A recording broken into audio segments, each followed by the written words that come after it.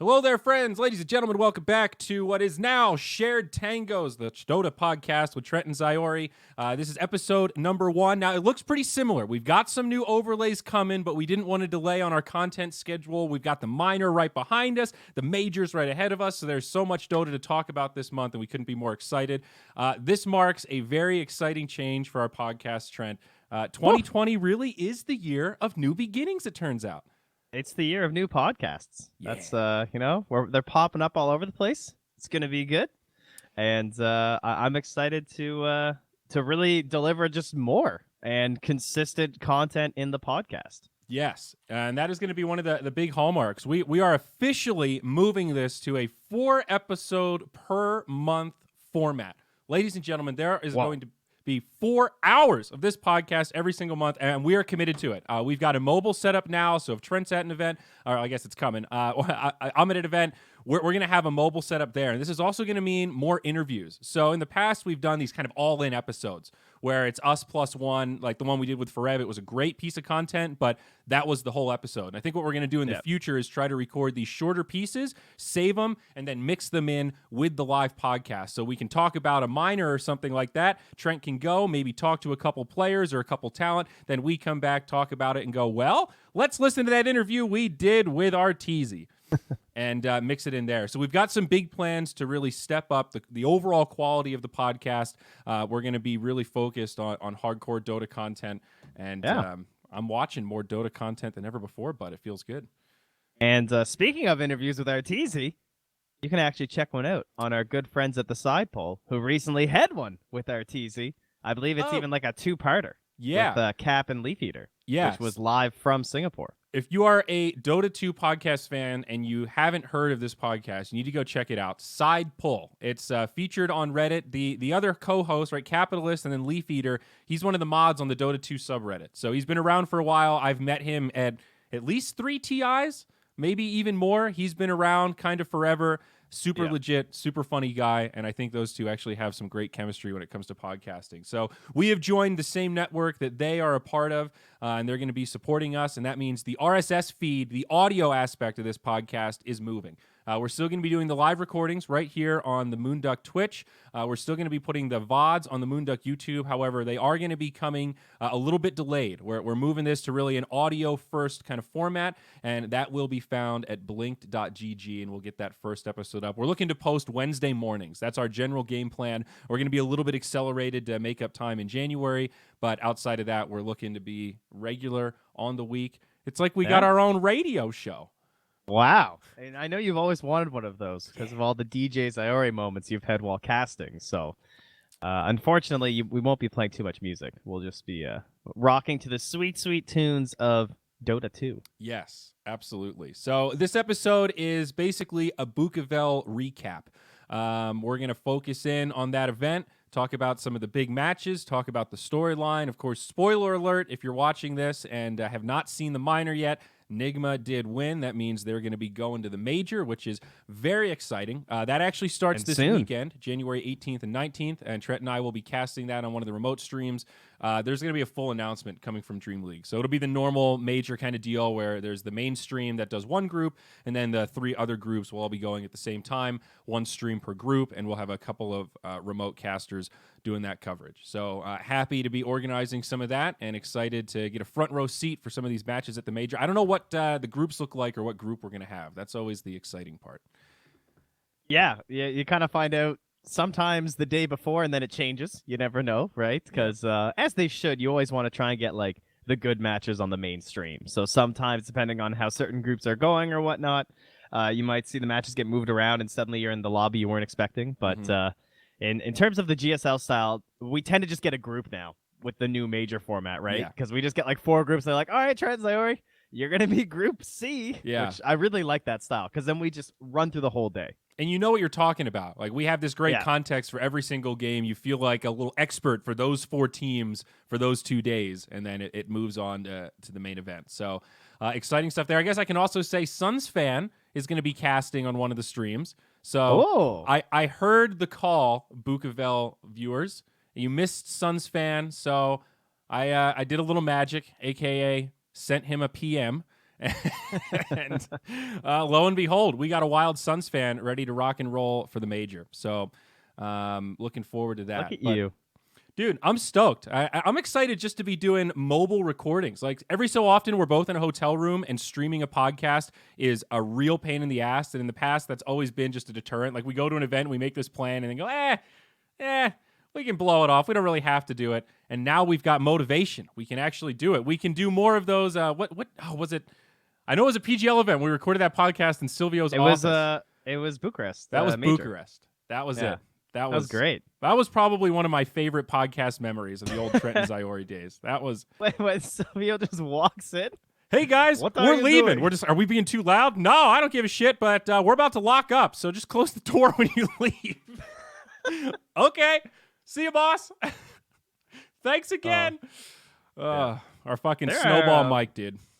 Yeah, there are some great organizers right now, I have to say. And unfortunately, neither of us were able to work with WePlay on this one because, I mean, the first thing I want to talk about when it comes to this minor is just the production. Yeah.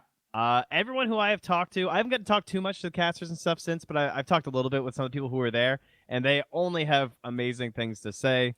They said that WePlay was incredibly fun to work with. They had an excellent time.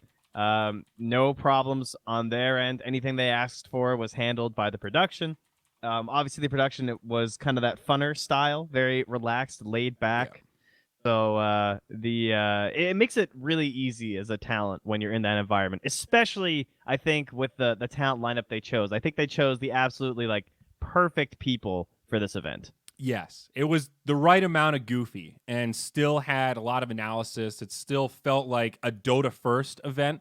I think that's been the balance that goofy events past have struggled. Even like the Valentine's Day event that they did felt a little too goofy, and comparatively, this was a lot more metered by WePlay standards. You know, still outlandish, but I think skiing was a genius idea. It gives you a layup for content. You know, you don't need a fluff team because you just look outside and it's like, all right, anybody want to just do anything? Build a snowman? That could be a video. Snow angels? That could be a video. I think they sniped it on the general production and theme of the event. And I guess in Eastern Europe, I don't know exactly which countries, but they have a later Christmas. It's like we had a meeting, a MOONDUCK wrap-up meeting. Old Christmas, right? It's January 6th, I think. Yeah, but that's exactly right. That's what Buka mentioned. So I don't know if is that a Ukraine thing also? I believe so. Okay. So, I think they were talking about celebrating it there. I think they mentioned it like a couple times during the broadcast. Yeah. So kind of fit the theme. So that was the only thing that felt a little weird from American standards. It's like, New Year's happened. I took down the tree. Christmas feels kind of over. And now we're watching this Christmas themed event. But when you think about it in the context of the geography, makes perfect sense. 7th in Russia and Ukraine, according to our viewers. Thank you. Good to know. Got it. But yeah, I mean that's it was fun. I was a little Christmased out, sure, but then my Christmas goes away, and I'm like, relax, and then I just get to enjoy all the fun stuff of Christmas in this theme. So between the set design and as you said, like the B-roll and stuff, where they had this drone, they would just fly out like live and start recording people skating outside or skiing or something. They had the hot tub segment with the hosts. Well, actually, it was just Rob, Rich, and Kyle on the last day, which was hilarious. Yep. And in general, it was just excellent. I mean, man, they're weight screens. I know everyone who's in chat right now absolutely loved all those weight screens. Like, damn, those things were so good. I heard a lot of people say this is what SFM is made for. You know, like these kind of memes. You know, the intense videos are cool, but this is the stuff, like, it's just the perfect fill, and you can't help but laugh. And I was trying to be critical, and I was listening to the Epic Sax guy, and after a couple minutes, I'm just like, all right, joke's run its course. I got it. This is getting really annoying. And right as I was about to write that down, they changed it to another meme. I think it's Crab Rave came on or something. It's like, okay, you pushed me right to my limit before I was about to mute it, and you switched it up. Good on you, WePlay. You knew my meme tolerance. I like it when a production can read that limit pretty well. We talked a little bit about like expenses and stuff too, because from what we understand, this is like this venue's busiest time of the entire year. Apparently, like this ski hill, which makes sense. It's like Christmas time. A lot of people just do entire family vacations over Christmas there. They have all these big parties, and they had all this stuff planned, and these guys came in and said, all right, we're going to buy you out and we're going to do a Dota tournament, which is kind of crazy because that's going to be a lot of money. But as you see people pointing out, they had some pretty good sponsorships. I saw Pepsi. I saw McDonald's. Now, I don't think that that's going to be the same tier level as McDonald's or Pepsi ads that you're going to get in NA. I would guess that the pay is quite a bit lower. I'm sure it's still, regional. Yeah, definitely. Yes. But still pretty impressive. Like, even just getting those names attached to your tournament is super sick. Yes. Lay's was the other big one. Yeah. Secret Labs. So I did cast a little bit of the minor qualifiers for this one. I was casting with Sheepstick. I don't know if we even talked about that on a past podcast because it happened. We did a little bit. Okay. You guys did the NA, right? Yeah. NASA or something? I think so, because we also did the Dream League qualifiers right after, and now they're all blending together. I'm pretty sure we did NA, though, because it was really late for her. That would make sense. Yeah, I think so. So we had Gosu AI logos all over the qualifiers. That was like the main thing. We had to do a little pop-up that was supposed to show in every match, and they gave me reads that I had to do, like a straight document of like, all right, read one of these sentences every cast. Okay, Gosu AI can help you level up your MMR. Go to gosu.ai now. Okay, they it's had Dota some of those time. during the tournament too. Yeah, a couple dark reads, just. But I thought their integration was a lot better than what my memory was from the qualifiers, if that makes sense. This time they were really pushing that statistics aspect of making predictions and showing item timings. I like it when it becomes a talking point of, hey, he just bought a halberd. This is 9 minutes earlier than the average or whatever. It gives you context. It wasn't just those like readouts, as you said. It was actually like appearing in the game. It was akin to those old like Dota 2 stat pop-up boxes that we used to have, right? Like that's pretty much the point they were at. So more targeted. Yeah, I thought it was integrated really well, actually. Yeah, more targeted. I like that it's more just item time, average time, instead of the old ones that were a little too wordy. I don't want to read a fucking sentence while I'm watching Dota. I don't want to look at that baby text. I want to see big number. Yeah, and you always like comparing, and then there was always like the asterisk at the bottom. The stats got a little wordy near the end, and then they all died. Yeah. And we all moved on to greener pastures, like casting and doing podcasts. Yeah, there you go. Here I am. Now, so one of the other sponsors we got to mention here, Trent, because I'm curious about how this came about and if there were any hard line limits drawn or if this was all just sort of a gut feel. Paramatch was a sponsor on there. Paramatch, that's a betting site, big dog. There were betting sponsor logos on that minor. Now, are they a betting site? You tell me. I'm 99% sure they are. Am I totally confused and lost? Well, maybe it's just a community site. Yeah, it's a Russian community site where you put money in and then go to the thing called casino and hopefully take money from some other people. No, it's a straight up gambling site, bro. I mean, I'm sure they write articles, but I mean, they got poker on here. They got esports on here. I personally have no problem with that. Obviously, the only question is what was the deal with Valve? Where Valve just like that's the only question. And I did notice a couple things. There was no button under the Twitch stream. There was no link like clickable, like, hey, go to Paramatch now for a free $20 match or none of that shit. I didn't notice any Twitch bots, but it's hard to tell. Honestly, 40K viewers, Twitch chat's going fucking crazy. I didn't notice any links being spammed. There weren't any odds on the screen that I saw. I saw it in like kind of passive logo rotators in the venue in like background shots. Yeah, that's where I saw it too. Right, Rob's talking and then it's kind of in front of the booth. I think I saw it in-game on the actual rotator, but it was very passive. If you didn't really know what it was, I don't think you... I mean, I'm always curious when I see a sponsor. I don't know what it is. I type it in and look. But yeah, I just Google it. Same here. There were no odds, no plugs that I noticed, no nothing. So, in fact, the one time betting was even mentioned that I recall was during the show match. Before it was starting, Rob brought up the fact that there were actually some sites, and he said, "I don't know. I'm not going to name any specifically, but where you can actually bet on the show match, which was pretty funny. I think it was like 2.5 X payout if you went for the English talent. Hopefully, none of you were foolish enough to do that. No, they versus Dendy. Yeah, no, they love that shit. I mean, I remember talking to Betway a while ago about that stupid boxing match idea, and they said, "Yo, I mean, if you can actually set it up." We can service odds. You can get Sunsfan and LD to box. We will give you odds. Yeah, pretty That's much. still a pipe dream. Yeah. So, I wonder kind of twofold if I would imagine they got permission from Valve. That is such a ballsy play to just go for that and hope that nobody really noticed. It seems like a lot of people. It's a forgiveness issue. Yeah, it seems like a lot of people didn't notice. And I think if We Play just kind of made a judgment call there, they handled that very well in terms of, all right, we'll dip our toe in. We'll give you a little logo space, but we're not mentioning the fucking name. We're not talking numbers. We're not encouraging anyone to do anything. This is all you get. Take it or leave it. Well, all I would say is that other DBC events have been sponsored, I believe, by Ray Gaming, which is a professional odds maker. So, like, it feels like I'm just, drawing the line somewhere, Yeah.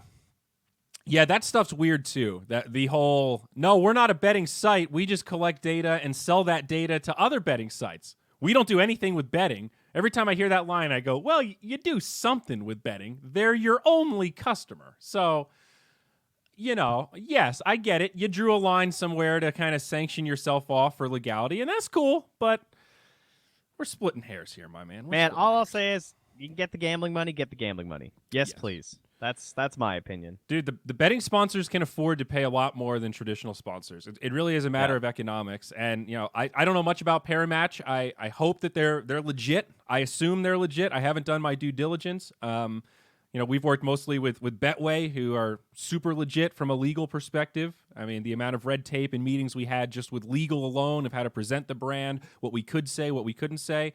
We had a whole content piece that we created, filmed, got approval up the ladder, went line by line with the script, and it still didn't get airtime. We had to agree to delete it once it got to the final boss of quality assurance because it was just a little too.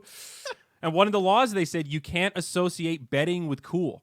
You can't imply that because of gambling, you are going to become cooler. It can't be a status symbol. You can't imply like, dude, you're going to win big at the casino and then meet all these hot girls. They specifically said that is like, you cannot cross streams with betting and coolness, which is kind of weird when you're talking about children or children with our puppets. So when you're talking about, like video games with puppets, it's just like, why?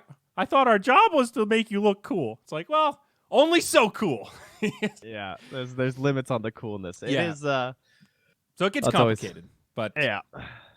I mean, obviously, good enough sponsors for what they had. Yeah. To me, I guess we already talked about like the talent were all very good. Production was nice. I think I love when you can see that relationship between talent and production because it makes me feel like the organizer has like a personality. Yeah. And I think having that is really good for the fans. Like, yes. Like they can feel like you guys don't know anything about One Esports, for example. They just hosted that Singapore minor. I've met the people behind it. They're all very nice people. They're all really into Dota. And they were super excited about the event. They can't wait. They're doing more Dota events, not just the major, too. So they're psyched up. But from watching that tournament, you didn't get any sort of a feel for those guys at all. Yeah. But yeah, We played, like, you guys got a feel of, like, what these guys are about because they're creating all this content and they're making jokes with the casters and stuff live on air. And that's why everyone's comparing it to the Summit because it had such a, like, ridiculously similar feel. Right. I mean, I think that was a winning formula for BTS for sure, and a hugely winning formula for PGL. Integrating Slack so much in their show, the amount of time Silvio spends in the production room, talking to people like Slacks, listening to crazy ideas, trying to distill workable ideas out of these crazy brainstorm sessions that we would have in the green room. And just saying yes. But they were always open to have the conversation. They would always hear you out, Yeah. No idea was too crazy to listen to. They might tell you to fuck off, but, still, it's palpable. And we saw that at the KL Major. They let us do that fucking podcast on the empty day. Do you remember that? That 3-hour uncut podcast? It's Cyborg Matt coming in. They're just like, do we cut? Just stand up, take the headset off. What was it called? KLXL? KLXL, dude. KLXL. What's funny is that whole time Slacks was supposed to be a part of it for more, but he didn't want to be on if we had other guests. So he didn't want to hog the show. We were on for 3 hours. He came on at the end. He spent most of it just sitting there in the corner playing Zelda on his. He was on playing Switch. Hyrule Warriors. Or Hyrule Warriors. You're right. And I could hear the little whirring the whole time next to me. Yep. Oh, those were the good days. Those were. But what a time. just a year and a little bit ago. So on the note of production, though, and the sponsors, I want to pivot to the I don't know what the word is for this the layerth features. That's the only thing I can call them. Ooh. Yeah. You know, it's cool, and I saw a couple of tweets. I saw Knoxville poking the bear a little bit. I saw Pimp Munkle chiming in a little, and I kind of get it. I was at BTS when K-Pop Tosis and LD worked really hard on innovating that team fight recap, right? That was a BTS innovation. That did not exist in the client always. We created that. We debuted it at a summit. It was stupidly popular, and then Valve just implemented it. And there was no shout out, no credit, no like inspired by BTS in the blog. Just this is a feature that's in the game now. And I remember the dialogue, like had never been so demoralized. It was like we spent months developing this thing. The version that we used was manually triggered. So every time there was a team fight, Brian would actually go in on the back end and look at all the sources of damage and gold and all that shit, and then exclude or include things that made sense. So if they killed a tower in the fight, he would exclude that, so it's just hero damage, that kind of stuff. So that was part of why ours appeared to work so well, because it was only so automated. It was automated to have an operator turn it into, you know, actual gold. And the Dota one is purely automated, and that's why sometimes you're like, oh, cool, we got 2 team fight recaps for that one really long fight. Yeah. Not really that useful. And it's really shitty to see your idea and creation kind of get copied. You could say stolen. That's maybe a little bit harsh because it's all sort of out there. It's just ideas. I don't know if you can really steal ideas, but and then to see it shittier and then just sort of be like, well, why did we pay to make that? I guess we're not going to do that anymore. Okay. Yeah. And the more times that happens, the more times people lose that incentive to really create cool shit in Dota. So in the case of layerth, of course, you know, they make money. They've got partners. It's not like the end of the company or something, but it doesn't feel great. Sometimes I see that shit pop up and I'm like, yeah, that looks eerily similar. You kind of just looked at a screenshot and then made the same thing. And oftentimes, as you said, it's usually worse. Yeah. I don't remember a feature that I was like, hey, that looks like something I've seen on layerth, but better. It was either the same or worse. Not to knock on their creation, but it just felt like a shitty carbon copy. And I do think those features add value to the game and the viewing. So or to the viewership, right? So it gets conflated when you try to discuss it because it's like, well, would you rather they didn't have it? Well, no. I like being able to see the item timings and the smokes and the damage breakdowns and all that shit. Yeah. But I just sort of wish that whoever created it could get some credit, or they could come up with a partnership, or, it's one thing if you try to work together and it doesn't work out, then you need to do your own thing. I don't know if they ever had those discussions, but if it's like the Sunspan thing where they're like, oh, that's cool. Yeah, let's just make it. That just sucks, dude. It's just sort of shitty. It's new from UAE. It's in that kind of territory for me, and it just makes me feel a little. Ugh. That's the perfect face for it. I don't really know how to describe it for the podcast listeners, but it was quite a grinchy grimace. We'll go with that on our holiday theme. Yeah. So, I don't know. Yeah, it's I don't know. It's you wish that the partnership can work, but at the same time, sometimes you're gonna make your own thing, and maybe they're gonna improve it and make it better, and they don't own a copyright on the idea of these improvements, but obviously a lot of it's inspired by them, so it's just all kind of annoying. Yes. I'm sure, especially for layerth, obviously. But hopefully people just see that, and they see that another organizer spent all this time making it for themselves. It wasn't as good as layerth, and they say, okay, maybe it's worth we just get layerth. Yeah. Speaking of that, I guess in terms of production, what I love personally is when I watch a tournament and I can tell that they don't have English observers.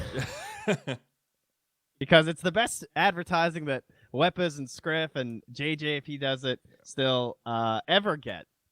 Because, man, it becomes very quickly apparent. Holy moly. Yeah. Good God. Because I was asking Weppes and Scriff if they were going to go to Bukovel. I said, are you guys going for the minor? They said, no, we weren't invited. And I was like, oh, okay. I was like, that kind of sucks. Because everyone else was going, mostly from Singapore. And they're like, yeah well, we'll see. It's just a little smirk. Like they know their value. I think especially when they're so evident. Based in Europe too. God, that's a value flight. It's such a value flight, man. Yeah. Just please, tournaments, get observers. At the very least, get an English observer, because I'm sure there was no English observer. And the observer they did have, even if he was just following the Russian streams, no bueno. I wonder if it's several listed. completely missed solo kills, and not even just like completely missed, but not even the mid laner just killed the other mid laner. I'm gonna go there now and look at the clicks of like I'm gonna look at their spells and stuff and see what happened. No, they were just nothing. You just never get to find out what happened in that game defining kill. And yeah, there were plenty of times where the casters were casting off of the mini map. Did analysts at least have their own computers?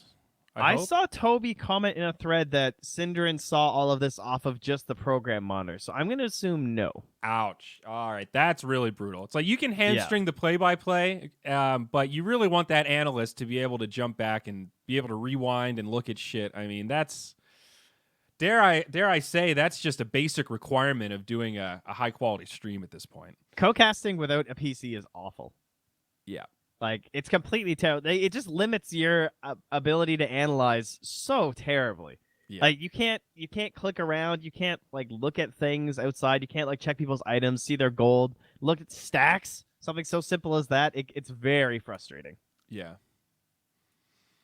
It's brutal. Were there any production features that they innovated or anything that you noticed that really wowed you or stood out as like, oh, I've never seen that before. Oh, that's a cool way to display that. Yes, their AR was very good. Yes. Their mini-map AR thing, kind of like the way that Dream League does like their table. Yeah. Yeah, the way they would set up a specific team fight. So rather than like the drawing board that Dream League had where they would just like draw stuff and do the replay, it was like this big AR 3D picture. It was super sick. And then you would watch the fight from like a bird's eye view and really give you like this macro ability to analyze it. And I see people saying like so much to complain about. Seriously, the only thing I can complain about is the observing, the late timing, and whatever the other what was the other stuff we mentioned? Anything? Ripping off layerth. Oh yeah, ripping off layerth. That's pretty much the only three things I can really complain about. Yeah. Everything else was incredibly good. Oh, for sure. This really felt like a sort of a major level minor, if that makes sense. They really stepped it up with the full theme, the full production, and the AR was a nice touch. I love those little segments that break it up. Though I've noticed this trend, and I'm guilty of it myself. I've contributed to this, especially the last Dota pit, where minors and majors seem to have the same kind of broadcast structure, where we allot the same amount of analysis time post-match for every game. The problem, though, is that the major has way better matches than the minor. And about half of every minor is pretty shitty games. It's just, you kind of scroll through the VOD. It's like, yep, this team just won the whole time, and they just out-drafted them and out-executed. There's only so much to talk about. So you sit on these panels where you're looking at replay highlights, and, yep, this is where they got slaughtered again. Trent, you want to break down this highlight? Yep, this is where they didn't do any of the things they needed to do. And you feel it when you're watching, or you almost feel bad for the talent. It's just like, they're really trying. There's just not a lot to talk about in this fucking replay. Yeah, the first couple days were pretty bad. Again, carried hard by the content, which is good. Right. That's what you have to do at a minor. Yeah. But there were some serious stomps. And as expected, I think when we tiered the teams, I would say things pretty much went as anticipated. Kind of Nigma at the top. I would say RNG performed basically at the same level as Nigma. Obviously, they did beat them in a best of 3. So I think they deserve to be just directly ranked below them. And then you kind of have that glob of Team Spirit, Geek Fam, Gambit, NIP. Obviously, that gets sorted out a little bit more. I think Gambit, unfortunately, again, had some problems. Didn't we talk about this in the last podcast? I know. We talked about it's hard to watch them, man. It's hard. It's so hard to watch him lose. I just feel bad. I just want this team to do good. Is that so much to ask? Apparently so. Please. Were they 4th? Am I remembering? They got yes, 4th. They got through the groups and then kind of bombed out the bracket. So it's true. They lost to Nigma and RNG. So I mean, it's not the worst. Same thing with Flying Pandas. I mean, Flying Pandas beat Nigma once and then lost them. Right. Both in 3-game series. That was pretty rough. Right. They played really well. I actually enjoyed the Flying Panda games a lot. I I watched not as many. I watched more of the playoffs and the groups. I caught a little bit of Flying Pandas. I actually did not see the series where they took the win over Nigma. I might need to go back. Are they fighting pandas or flying pandas? They're fighting pandas. Did I say flying? Flying. I called them flying. Oh, it's definitely fighting. It's definitely fighting. I'm probably guilty of fucking it up too. I do want to touch on the schedule though. Was the bane of this just we can do 4 best of 3s in one day, no problem? No, sir, excuse you. They did 5. Wait, the schedule was 5 best of 3s a day? Yes, yeah. The first 2 days were 5 best of 3s. I mean, get the fuck out of here, dude. I know that is so 2017. I don't even know. Dude, 4 is already... You look at that 4 schedule and you map out the min and the max and you go, okay, if they're all 2-0s, that's only 8 games. That's not too bad. They all go 3 games and any of them are 60 minutes. You're looking at that schedule like, that's 12 fucking Dota games and there's downtime in between each one. This is going to be a long day. 5 is unfathomable. That is just insanely not lucky. That's the kind of shit that Slack suggests at like the second meeting for Midas mode. And I go, dog, we need to give that up right now. We are not doing 5 best of 3s in one day. Trust me, been there, done that. Actually, never done that because I've crapped out at 4. So that is just, all right, we play. Everything was great, but I'm going to have to call you out on that one. That is the oversight of the year so far. So the problem, I assume, is that... There's the question: whose issue here is? Because it's the 4-day minor thing, but the reality is they needed more streams, right? Mm-hmm. Is that how you solve this crisis? Yes. Because they only had 2, I'm guessing. That's a great question. I don't know, how did they? I think they only had 2. I'm pretty sure, if I recall from the first couple days. So like, you can't. You can't. Oh, it was only 1. Only is that 1. Really what it was? Okay. Well, that makes way more sense. That's your issue. You either need to do 2 streams on site, or you need to run side-by-side games and farm it out to a remote content team that specializes in that kind of thing. Yeah, like exactly what we're doing for DreamHack. You know, that thing that we've done for like every DreamHack major for the last like 3 majors, because it's a great way to do a high-quality product for your mainstream, but still not completely hamstring your entire tournament schedule, but still do a good format. No, you gotta. The single stream thing is no good for the group stage. And that's also a good point that everyone's saying, is that they were all playing on stage, I think, the whole time, right? Okay. So it was just yeah, I mean, I get the temptation because you built all this stuff. You want every game to be your flagship. It's super tempting. And from a min-maxing broadcast hours, sponsorship dollars, advertising revenue, totally get it. However, audience hates it. Teams hate it. Talent hate it. It is only a win for the TO. No one else. I mean, what you got to do in reality is you just got to second stream the bad games. Like those series that you know are going to be the 2-0 bad ones, you second stream them. That's what you do. If there's a surprise, great. We have 2 streams with good games happening. Yeah. But in reality, you got to... Yeah, you got to second stream that. Well, and I see, was it Soupbone711 here says, kind of fucks over the audience if there's 2 streams. I would challenge that because I think with 1 stream in a format like this, it's more broadcast hours than any one fan can watch anyway, unless your full-time job is just watching Dota. So if there's 2 streams, it makes it a little bit easier to pick and choose. And it's rare. Like, most fans don't follow all teams equally. Most fans have 1 or 2 teams they really, really want to watch. Then a couple of teams, they're interesting or good. And then like kind of a tier below that of, I don't really give a shit. Jan Vergesa versus Fighting Pandas. Yeah. Unless you're an Envy fan, you probably don't really care that much, right? So I think choice is good. And also don't underestimate the power of VODs. A shitload of people watch games through VODs that can't watch live. Like a shitload. Like 10x the amount of people that listen to this podcast either listen to it or watch the VODs as opposed to watching it live. I mean, I kind of prefer 2 streams. 2 streams is kind of the sweet spot for me. Like, I kind of like having the 2 games going, unless it's like a super sick series, like you know, Secret OG or something. I kind of like the double game, right? Where I'm bouncing back in between. I'm kind of switching between my 2 casters, depending on like parts of the game, stuff like that. So I'm completely fine with the second stream. Yeah. And obviously that was clearly the needed solution. The other problem was we definitely needed the the not starting at 1 and 2 p.m. There were 2 days. Yeah. The first time I woke up, it was like 7 a.m. here or something like that, which would have been noon. I think it was 6:30, and I was like, okay, they probably started the first series. So I put on my phone. I'm giving Clifford his breakfast. I'm gonna check the games out, see what the panel's up to, and I'm like, oh, that's weird. The stream's not online. And I go and I check Wikipedia. Starts in an hour and a half. I'm like, what? Are you guys insane? You're starting at 2 p.m. local? Yeah. No, dude, I had that too. I was on the East Coast, so when that's the case, I'm like, I already missed half the games today. That's fine. I'm like, game 2 of the first series, huh? How did this happen? Was there a technical issue? And I guess were they just trying to maximize viewership? Because if they were, they picked the best time zone, right? Like that we can agree with. Yeah, I mean, I can see. Yeah, exactly. Nianzi's saying the same thing. It's like, this is pretty much the ideal time zone.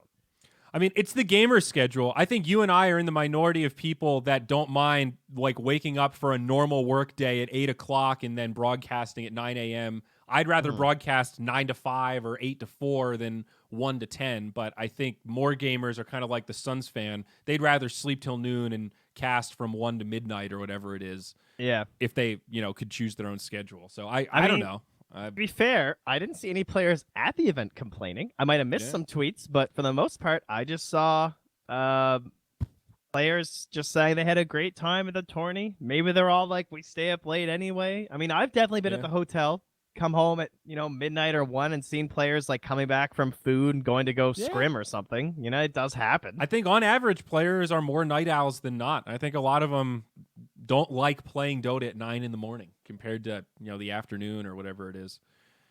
But it was an odd schedule. So actual matches. Let's talk some teams here. Let's dive in to the real heavy stuff. Let me pull up my bracket.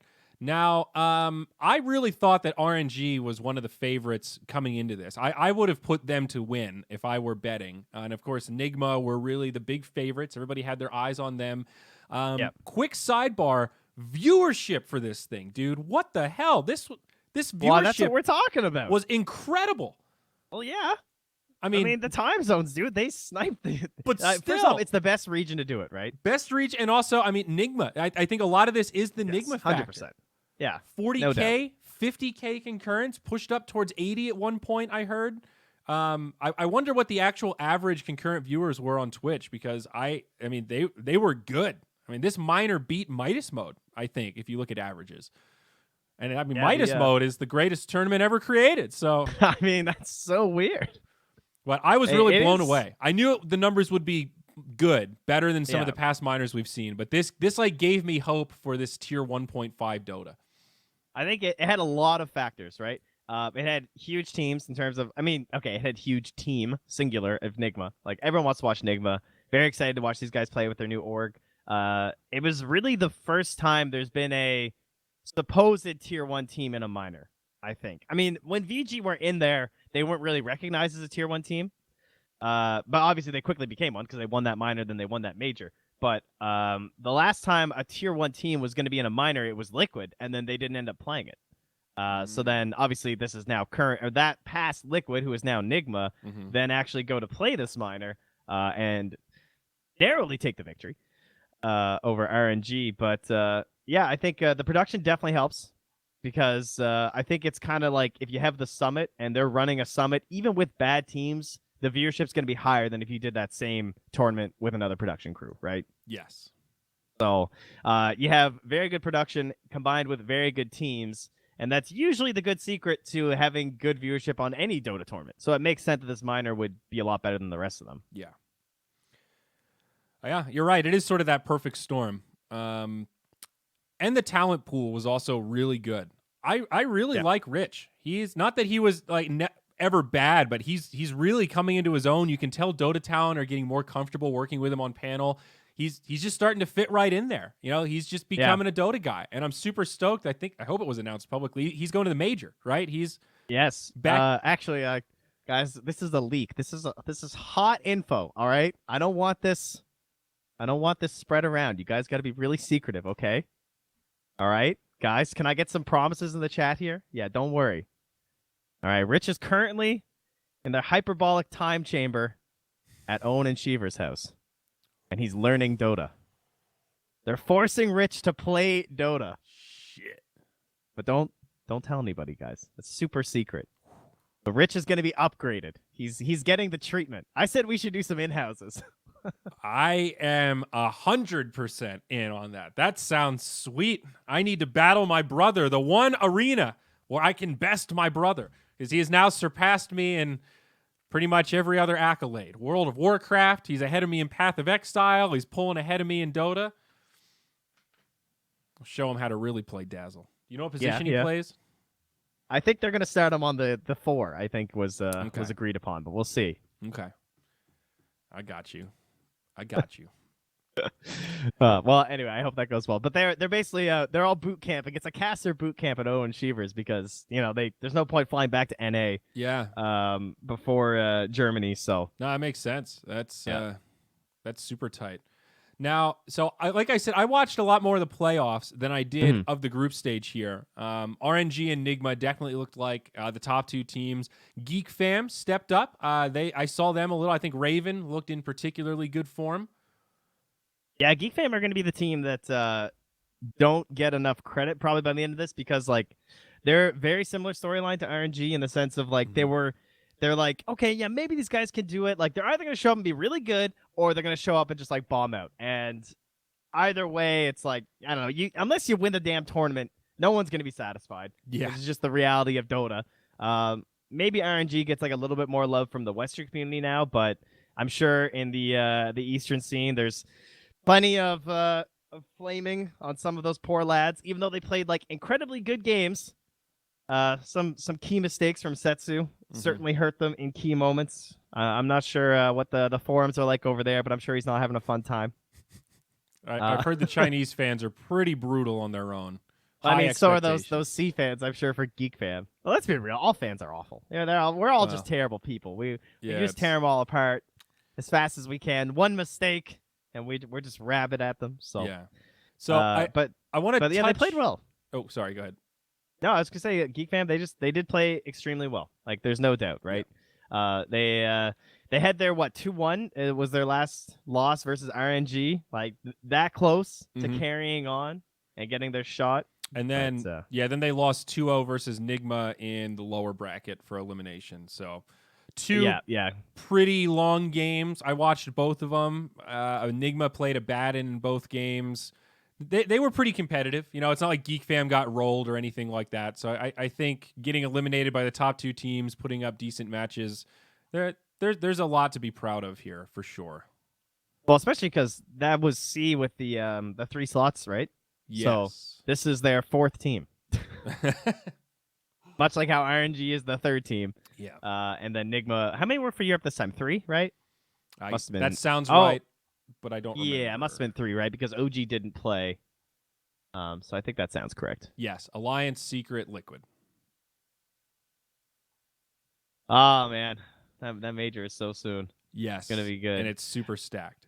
So I was going to say, I want to touch on these other teams that kind of dropped out of the groups, and then I want to focus in on the finals, because that was the series that I really watched intensely, and I have some notes that I want to run through. So NIP, a very disappointing performance this LAN. They were about equal footing as Furia Esports in terms of standings. Furia is the Brazilian squad. It's the Duster crew. I didn't really see them, but I had low expectations. Had higher expectations for NIP. Did they win a single game? I don't think so. I'll have to check, but no. My memory says no. No. They went 0-4 and they were done. That was it. Oof. Woof indeed. So they lost to Geek Fam and in Spirit. The opener 2-0, 2 35-minute games. And then they lost to Spirit, also 2-0, 2 sub 40-minute games. Shit. Yeah, and that was Tanner's debut. Much like you, I didn't get to see too much. I watched a little bit of their games, but at least that was the first time I got to watch Tanner. And of course, this is our North American squad now, fellow NA gamers. So we have to support them. A little rough. Yeah. I have to say. They played Slark in 2 of their 4 games, and it just did not go well. They couldn't find the execution. And looks like in game 1 they got countered by a Wisp Huskar pick that was pretty nasty. Huskar actually had a decent pick rate this minor. He was pretty good. I mean, mostly Weehawk, right? At least that's who I saw playing it for the most part. Geek Fam played it at least once. Yeah, in that game with the IO gyro. Yeah. And RNG played it against Geek Fam in the group stages. It's the first time the Huskar looks like I could just play him because all you do is buy 3 bracers and an armlet. It's pretty hype, guys. I don't know. You buy 3 bracers, you buy armlet, then you buy halberd. I don't think there's really much you need to do. Yeah.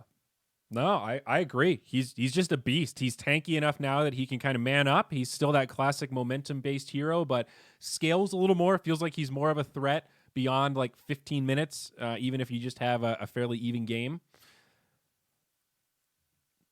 It looks like they have similar drafts actually to Nigma, right? Like, I mean, people are talking about like double heal supports, but like honestly, Nigma kind of did the same thing a lot of the times.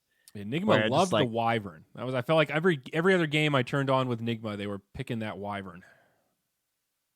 Oh, I guess Geek Fam kind of did the same thing too. Maybe that was just the whole key. Actually, you're right. They actually lost all their games to double hero supports. Maybe that's what you guys meant. I see what you're saying. I got you.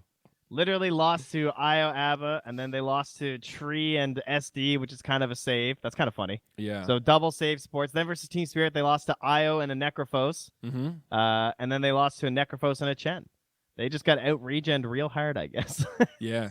That's the storyline here, guys. No, I mean, we see like Wisp Omni lineups. There's healing is good. There is no doubt. It is a strong part of this meta. It's a very bally meta. I would say my current feeling on the patch after watching all these games is that the laning stage isn't as game deciding as I think we were worried about. I think there was a lot more concern over Death Ball. I think there were still a lot of Death Ball games still, especially at the start of the tournament. But as the tournament got later and the skill matchups got a little bit more even, it felt like recovery from the laning stage was possible. However, I will put a little asterisk on that because I do think there were a lot of mistakes in those last couple days. There were a lot of times where it felt like this team had this giant lead, especially at the laning stage, and it looked like they were going to win. And then someone just dies in a really stupid way and very uncharacteristically. Like people like Setsu just like died. People like even Miracle had a couple. I mean, we all had a lot, but we all was, you can argue he was doing quite a bit of space making and obviously was a little bit more susceptible for it. Mm-hmm. But even in that role, there were some that were just like, oh, come on, dude. Like, what are you doing? Arrogance, dude. You want to go for it. You want to demoralize him. But the high ground was kind of scary. I'm sure, as you guys know. Yeah, I see Fryman mentioning 28K comeback, 40K comeback. Those games were pretty brutal. They were painful to watch. I don't know if you caught those ones. I was rewatching them yesterday, and I'm just like, oof. So, like, one of them was the finals, right? Yes. Were they both in the finals? What were the 2 really big comeback games? I'm remembering I think one of them was in the lower bracket, right? Okay. Let me take a look. That was the no. Was that the lower bracket? Oh, no, was that just game 2 of the grand finals? I think it was game 2. I think it was just game 2 and game 4. Yeah. Okay, so I watched both of those this morning, actually. So there you go. I'm with you. Yeah, I went through the replays of the game 2 one last night. I guess it was yesterday morning actually, but the PL was oh man, and then that game 3. Geez, this was a rough series. Why don't we just talk about this grand final then? Yes, while we're at it, please. Let's just go that way. So we'll kind of round it out. So game 1, Huskar. Coming into the series, RNG they've made it right. They're coming up, going for that final. They got to face against Nigma. They're waiting there. They're just chilling, hanging out, and Nigma's doing like the long run, right? They're the ones that have to do this big giant lower bracket thing. They have to play Nigma early in the morning. They just played all night before. And so now you come in, and then game 1, RNG take it. As you said, just like straight up give them the Huskar Alchemist from Nigma, and they self-Huskar'd. Yeah. They end up losing with their strat here. Was a little bit like not clean enough, I guess. I feel like they probably should have won that game. It was Drow OD. That combo is Yeah. sick, and it's like it just takes one. You have a centaur there to set up as well. It was just to pick your team fights, which is also very important. Exactly. It was just a great game for RNG. They played cool, calm, and collected, and got the better of them with their nice aggressive cores. Game 2 is when things got rough for RNG, though. That's a real breaker of spirit because they should have been up 2-0. They should have won this game. 80 minutes. So this was the 80-minute one was the 40K match, correct? Yes. Do yourself a favor. If you haven't seen it, go back, watch it. Watch it with commentary. It was a great cast. Very good. Thoroughly enjoyed the parts I saw. And then I went back and watched it without the casting too, just because I was like running through the replay too. Was that the 20K one? Oh, do you have it backwards? I think we might have it backwards. But either way. The whole point being, there was a ridiculous lead, and they could have had the megas. They didn't go for it. Oh my god, that happened so many times in this tournament where people tried to go for the throne, and you end up getting these weird buybacks, or people dive too close to the fountain. That's what I mean by like uncharacteristic mistakes. And there still was this like minor Dota, even if the viewership was higher. Yes, it still felt like a minor. It didn't feel like a major when you were watching this. That's fair. Bat Rider was the hero of that last game. 80 minutes, it turns into this stalemate for the last 20 or so, and they just get that one pick that they need. And at that point, 4v5 is all it takes, and they bring in that crushing blow. It was a lot of buildup. Watching those games with PL at like 6-slot territory when he is just capped out, it makes me mad. PL is I hate when he gets 25, dude. His his 20 is a big spike. Dumb. He's so mobile. His cooldown on Doppelganger is so short that like you take this fight. All right, we burned a buyback. We held. PL backs up for 10 seconds. Regens up with his little heart. He's got 4k HP, 5k HP, whatever the fuck it is, and he just resets. It's just dumb. Watching it makes me feel bad for the opponent against the PL, no matter who it is. I know he's counterable. I know when you get to that point, that's when he really shines, but fuck. Yeah, RNG, though, very bad at itemizing. That was my take from watching their games. If you'll notice here, they bought a 60-minute 4-staff on Rubik and a 76-minute 4-staff on Doom. What does that tell you? Probably should have bought 4 staffs earlier. Just saying. I think, I know GH had a 4-staff. He ended up selling it that game, but he had one super early, and they had a 4-staff on Kuro super early. It was his first item. Mm-hmm. And there were so many team fights. It looked like the game with the surging. What was that? That was game 4, right? Where the Dark Seer just kept saving everyone constantly. Yes. It was the exact same thing. If they seriously just had 4 staffs, this game would have been so much harder for Weehaw. Like, they would just throw a Shackle or throw a Fisher, and the hero's dead. Because there were just no follow-up saves at all to try and help people out. And RNG just did not respect the 4-staff in this series. They really needed... They either need to itemize for save, or they need to itemize for more catch. Because I'm just watching their games, and it felt like Igma just got to choose how every team fight went down. Yeah. And as you said about Curl and that Bat Rider, he played really well. He ended up getting pickoffs before he even had a 4-staff. I remember he just walked up and lassoed Flyby. That was like the funniest thing ever. Just grabs this Underlord in the middle of the jungle and gets them a kill. Yeah. You tend to think of a Blink Dagger being kind of necessary for that. Mm-hmm. But getting to late game with a support Bat Rider and a support Earthshaker, I mean, those guys are some pretty damn good initiators. Yeah. And your counter initiation on the enemy team is Doom. You just have so much That reach. Was their initiation. Yeah. It's pretty insane. So, and somebody mentioned it in chat, he didn't even, Miracle didn't even get the Doppelganger cooldown talent in that game. He went for the crit on PL, and he's still, it just feels like you still have a free reset in Doppelganger, even without the cooldown. He's so slippery. He's just this little bandit that you can't do anything against. This poor Lifestealer, Monet's doing everything he can, but there's only one of him against so many Phantom Lancers. Yeah, then he didn't end up dying with that rapier, I don't think, the entire time either. Like, he picked it up, and then he was just... clean, played the fights really well. They almost had him a couple times, but not quite able to get it though. Yeah. So game 3, that was the one that was a slaughter. This was the worst draft I've seen in a long time. 23 minutes. So RNG drafted Legion Commander, Disruptor, Vengeful Spirit, Drow, Storm. So you got the Venge, Drow, Storm. I've seen that trio before, but on the other side you've got Doom, Elder Titan, Winter Wyvern, PL, and TA. Nigma just ran them down. It fell off the rails on the Venge pick. So get out of the first phase, and you've got a Doom and an ET for Nigma, and then you've got this Legion and this Disruptor for the side of RNG. Now, the Omni and the Abba were both banned out in the first phase. So in terms of offlaners left in the pool that RNG are comfortable with, the Legion Commander it's an okay one to go for. It gives them a save now with the press the attack, so you have yourself a little bit of a dispel. Gives you some catch, which they were obviously missing in the game before. So they're probably like trying to think of things that failed them in the last match, because then they double it up by getting the catch of the Disruptor too. So I don't really hate their opening. Their opening is like playable. Then the ET comes out, as I said, with the Doom, and you're like, okay, so they have really good setup now. Like, if you try and run into Nigma, that's where GH is going to shine, right? That's what this guy loves when he plays ET. Then we get to the second phase, and they pick the Venge.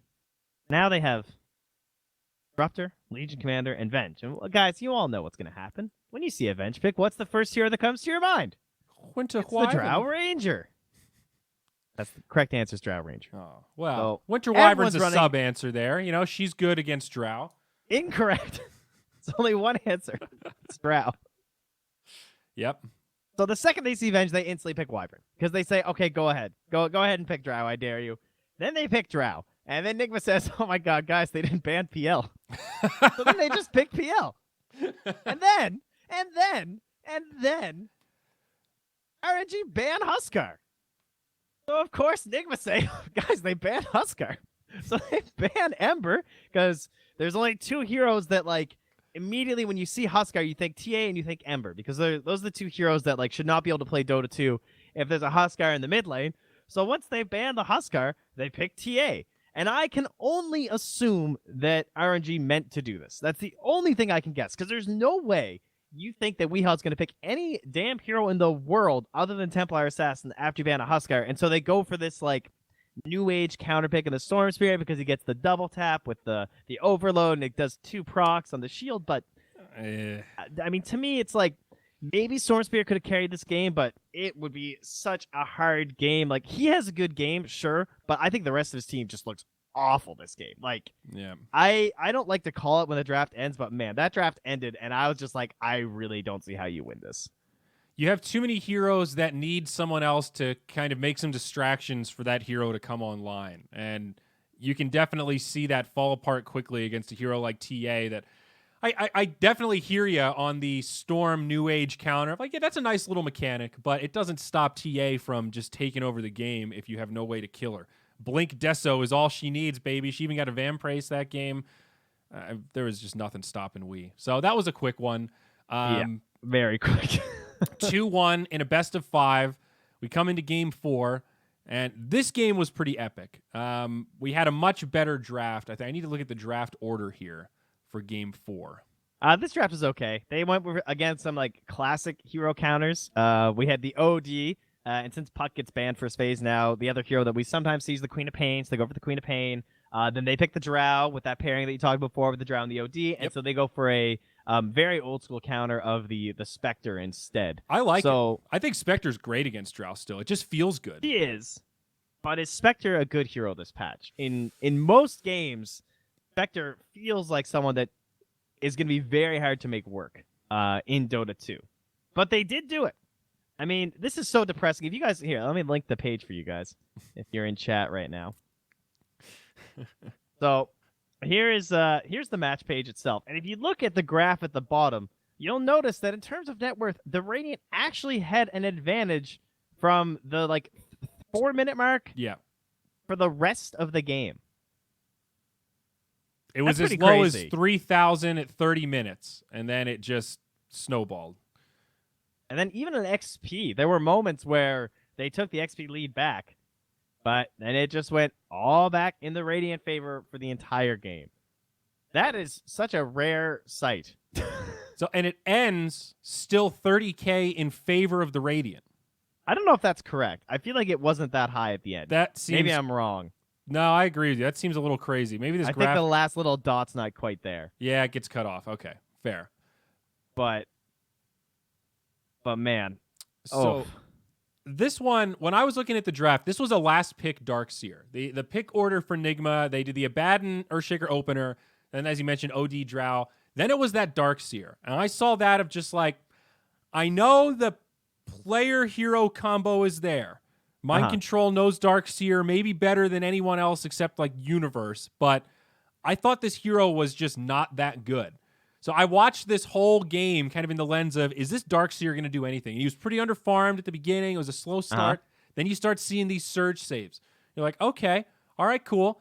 And then you get that setup fight at the end. I actually thought there was a game 5. I misread the spoilers for myself, dude. So I was just like, this last game's supposed to be crazy. This game's just going to end. And then I see that vacuum dunk combo with him and GH. I go, what the fuck is happening right now? It was such a sick, that whole play that made Dark Seer worth it for the whole 60 minutes of that game to get to that point. A 4-hero vacuum into the dunk. They insta-gib 3 heroes and hold the high ground. It's fucking bananas. Yeah, I could probably talk about. I think we could just talk about Darkseer for an hour, frankly. But what a change in this hero. So, Darkseer traditionally has been one of the strongest heroes ever in Dota 2, right? In terms of competitive Dota 2, if you're getting like a top 10 list out of all of our heroes, Darkseer's probably in the top 5, I would say, right? Across all patches, him and Batrider chilling near the top, I would argue. Yep, because they have just been lifetime not only incredibly powerful, but they used to just be straight up first picked all the time. And a lot of that came down to the way that Darkseer was able to play in the laning stage with like his Iron Shell, and then eventually we found out that he can just cut creep waves too. Then you kind of have this like second avenue to get all this gold. Then we were pulling the creep waves into the neutral camps, blah, blah, blah. So Darkseer had all of these tools. They made him incredible in Pro Dota. And then he got quite a few nerfs that and then like the game changed a lot and they nerfed all these pull mechanics, and so Darkseer falls out of favor. But they've now buffed this surge and they've buffed vacuum to pretty sick degrees at this point, right? Obviously it got a lot of nerfs in a row, so it was time for it to finally start rolling back the other way.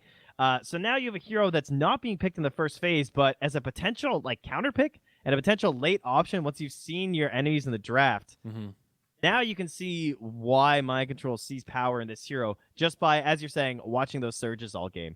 Because you look at these heroes on the enemy team, what do they do when you surge someone? Like, unless they have the Chen creep right there, and in fact, they even had the Chen creep a couple times, and they had the Doom with the Purge, and it still wasn't enough, especially once you get the AoE surge. And he had the net. The Doom had clumsy net. Oh, man, it was rough. Oh. Of course, that net is just, like, running behind them. Like, it just flies through the air. That's a good point, actually. Yeah. But you saw some of the problems, though, right? Because one of the reasons why Specter is seen as a bad hero is the laning stage. And Specter got a free lane this game. The Specter was very farm. And that's why their net worth lead started out for the side of RNG. And why it even continued that way is because the Specter was able to get a 18-minute radiance in this patch, which is quite high, right?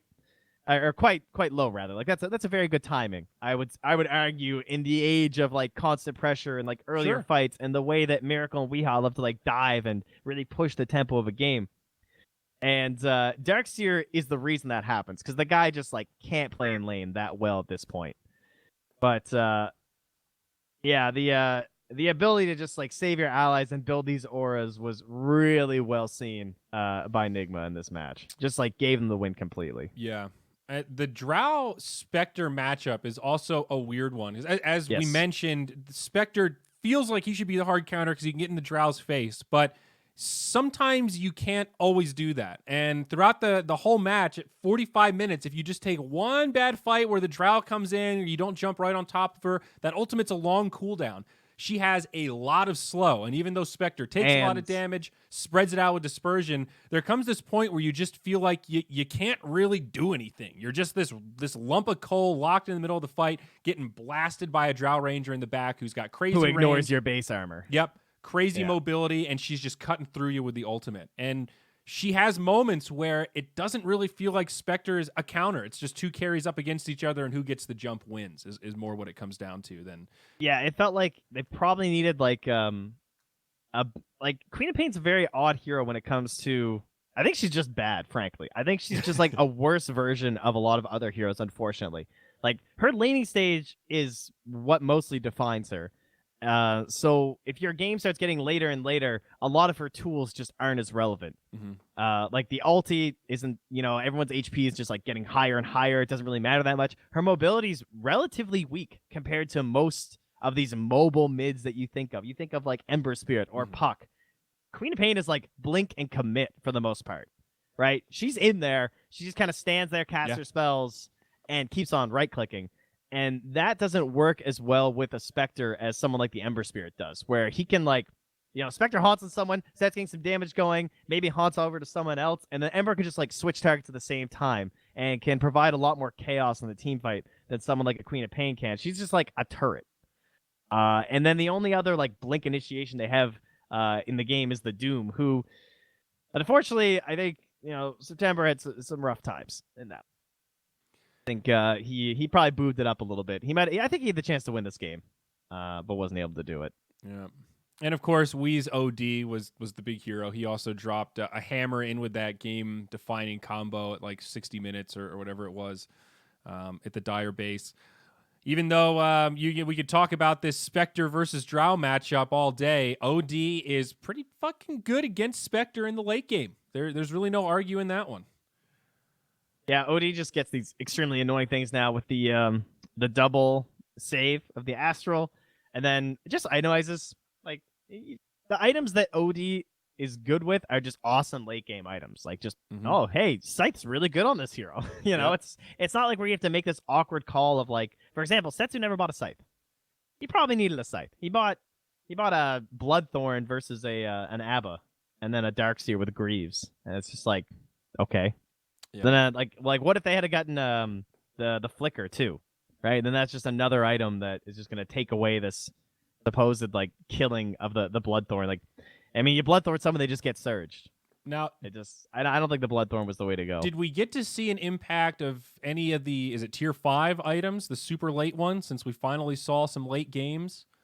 I saw September tried to use the Fallen Sky. That was that didn't work out, unfortunately. Is that it's like a Blink Dagger, but it drops... It's the Meteor Hammer Blink Dagger. Yeah, he tried to do like this refresher play with it. It did not work out because he didn't BKB, and GH is really good. I know they got the Apex. Shaker. That was when they put it on the Underlord. 80% to your primary attribute. That's pretty nuts. Guess yeah, I didn't really see anything. I don't know about you guys, but in terms of like the tier 5s, it was just like, eh. Yeah, I don't know. It's like you're already so maxed out at that point. It's like, yeah, cool. We've all got big items. I think they probably could have had, like, obviously some of them R&D crazy, but I think at that point Mirror in the game, Shield is dumb top tier. 20 all attributes, block and reflect targeted spells to their caster once every 4 seconds, dude. Yeah, I was definitely moaning about that one the other day. Damn. That was in game 2, right, where they got that one? Yes. Yeah. Oh, yeah. Obviously, because the last one only went 64 minutes. Yes. So yeah, Wii was the one that was carrying it around on the Wind Ranger. That was the best item for them to get that game. Yeah, I think, because they were up against the Doom, up against the Bloodthorn, up against the Scythe in game 2. There was another Bloodthorn on Monet, and then you just get this thing. Like, how sick is that for Wii? Yeah. I mean, he invested in the BKB, and then he just gets a free Lincoln's. Well, better than Lincoln's. He's obviously got the Stygian Desolator on Wind Ranger also. Yeah, that's disgustingly good. Plus 100 damage and minus 12 armor. You have that with your Desolator, so that's like minus 19 armor a pop. Plus you've got the MKB mixed in there as well to do extra magical damage. Yeah, I think the only way that this game would have created a big crisis is if some tier 5 items had have let RNG win. Yeah. Because at the point that we made it to 70 minutes, Nigma were in very firm control, right? There was like, it looked virtually impossible that RNG were going to win at that point.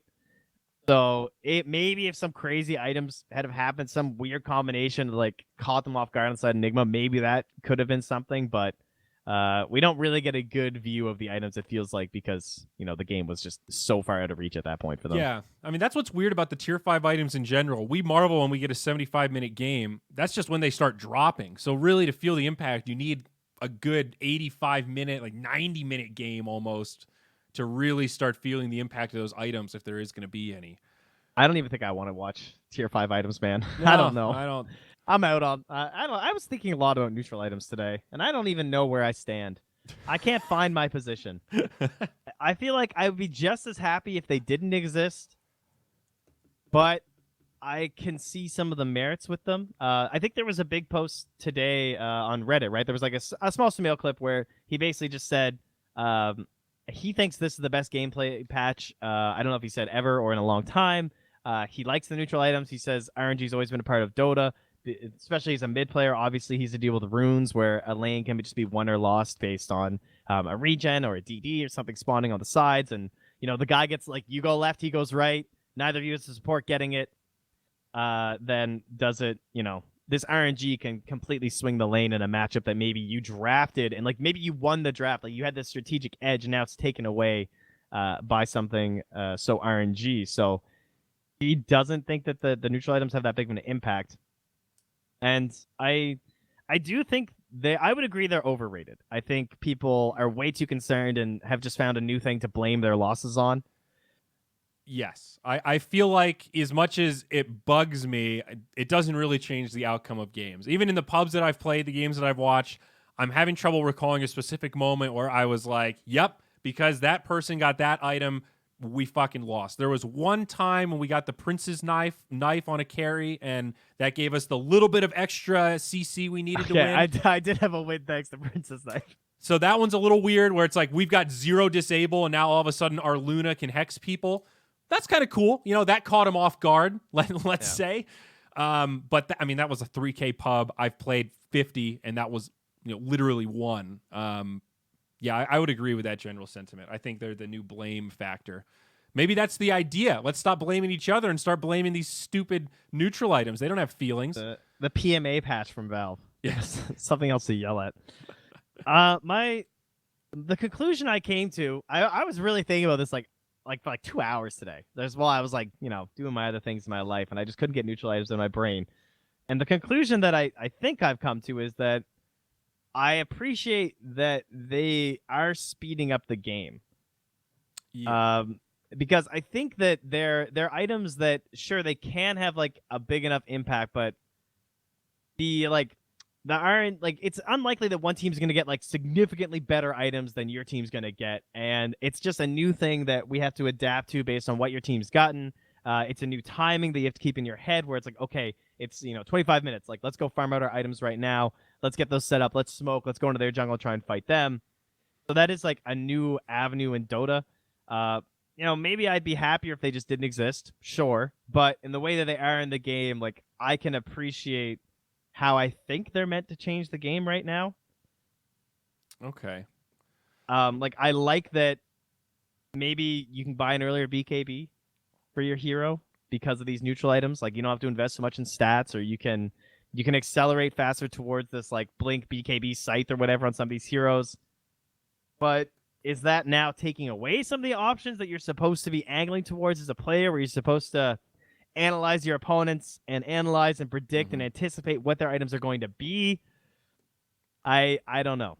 My conclusion I came to is that I'm down to just keep playing with neutral items, and I guess I have a hard time jumping onto one side of the fence to the other. I don't know about you guys.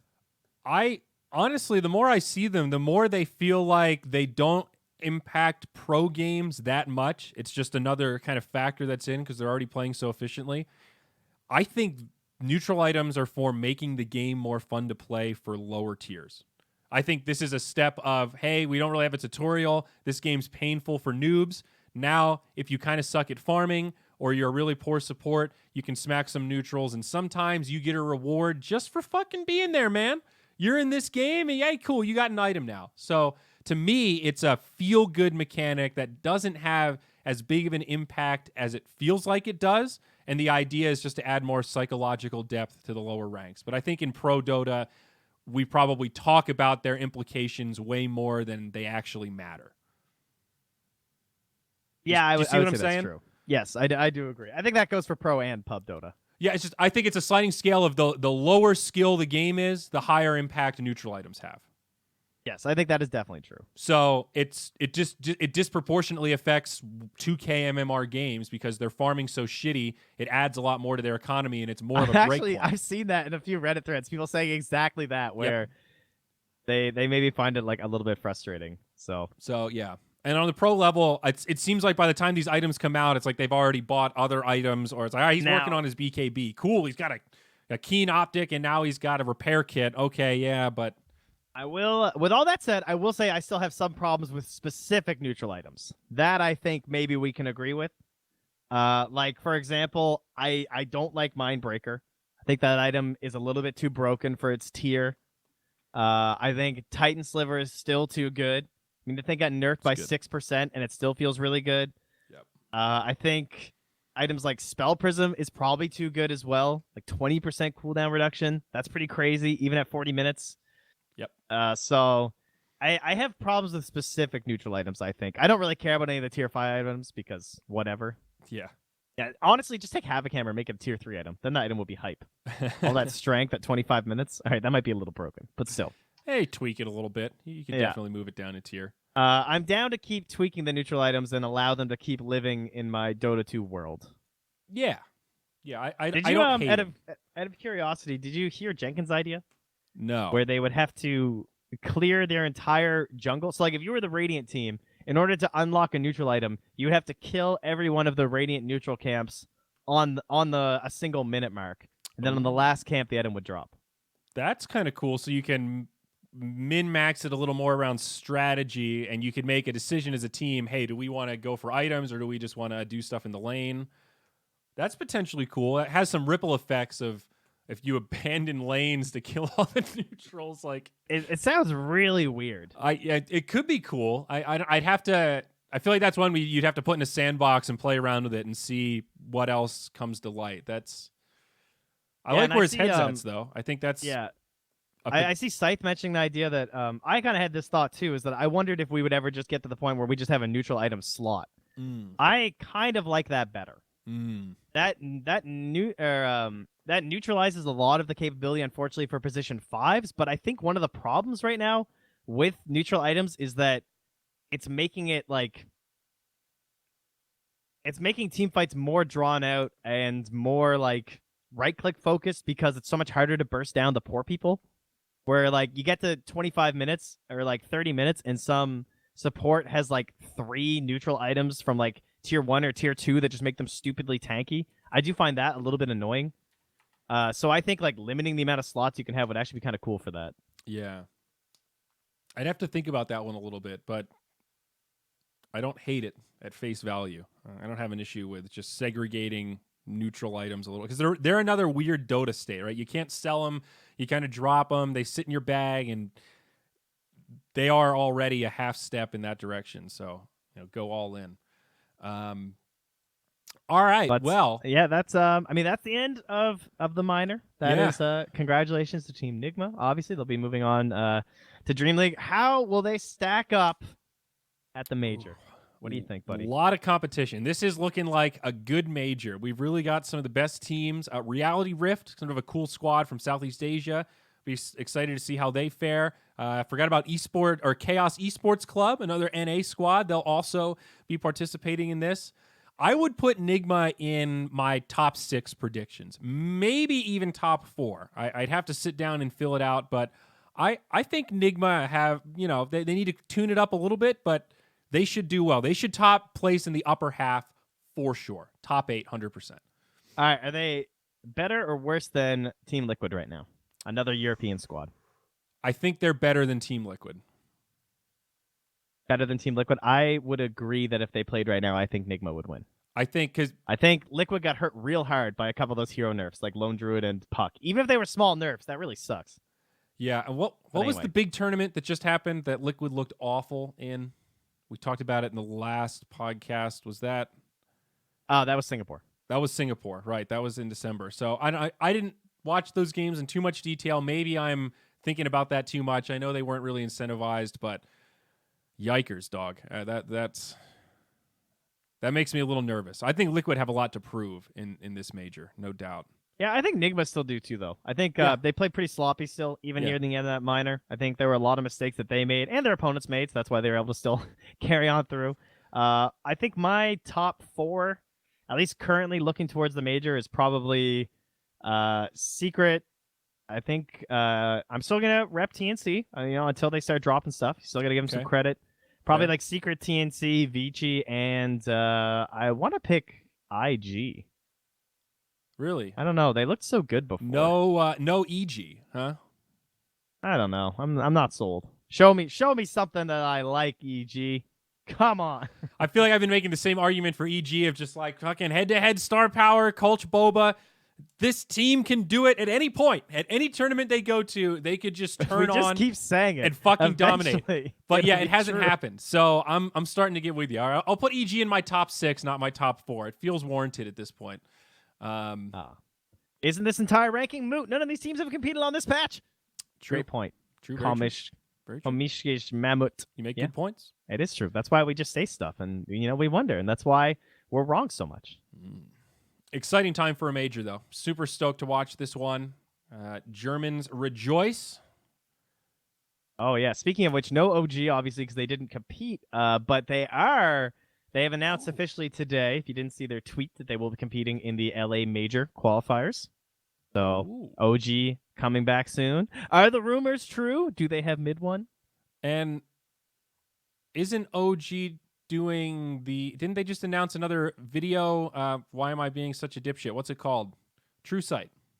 Yes, that is directly after the major, hosted by OD and Fogged. Ooh, yeah. So that's right after the major. Okay. Yeah, it's like 2 or 3 days after, I think. Gotcha. All right.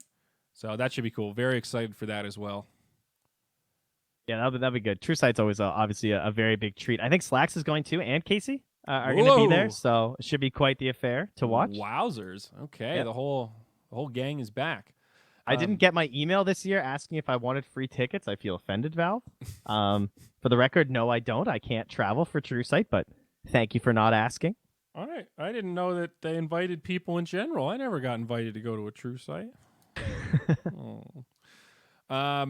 So I think that brings us to a close. Final thing we wanted to mention, although we found a lot to talk about in this first Shared Tangos podcast, this weird announcement that came out of this mysterious Hainan Master Invitational.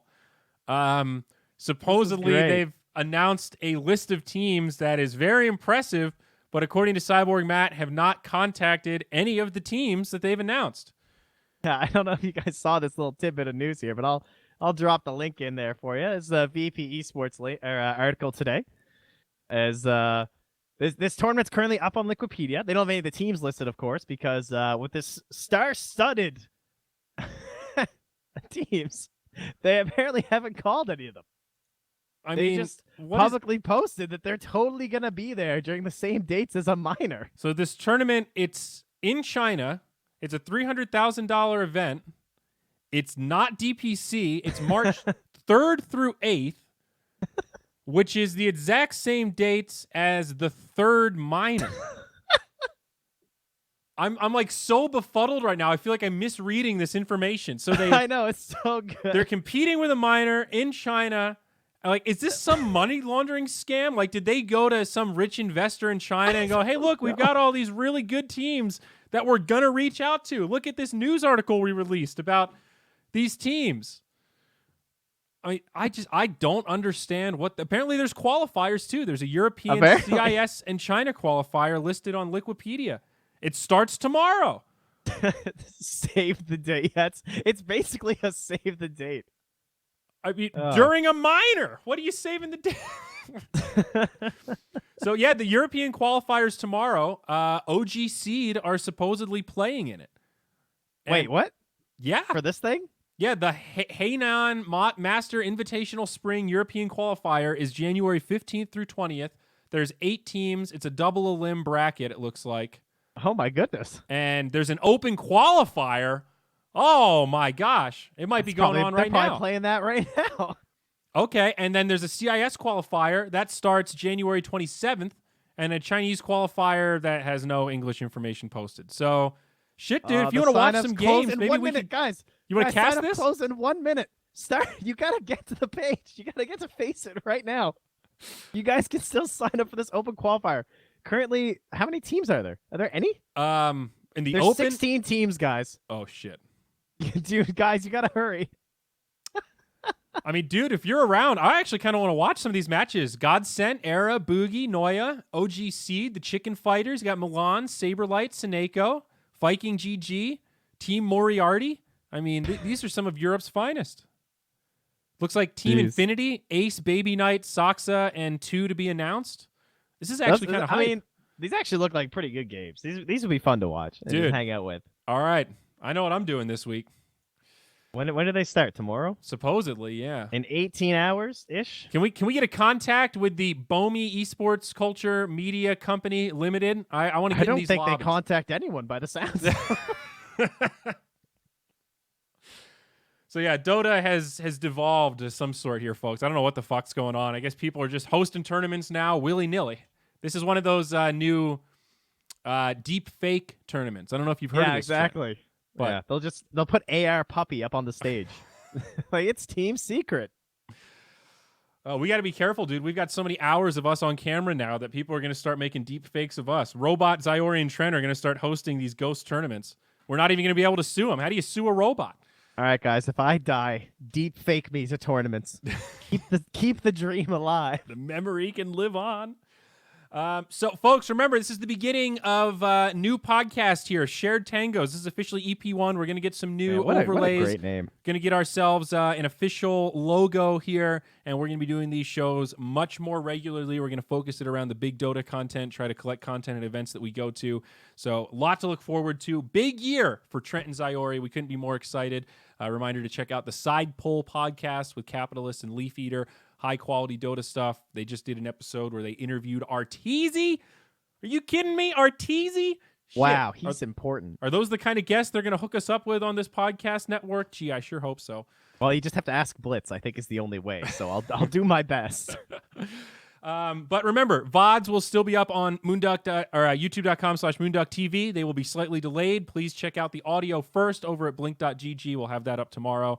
But we are done for today. So we'll catch you next time on Shared Tangos. Bye, everybody.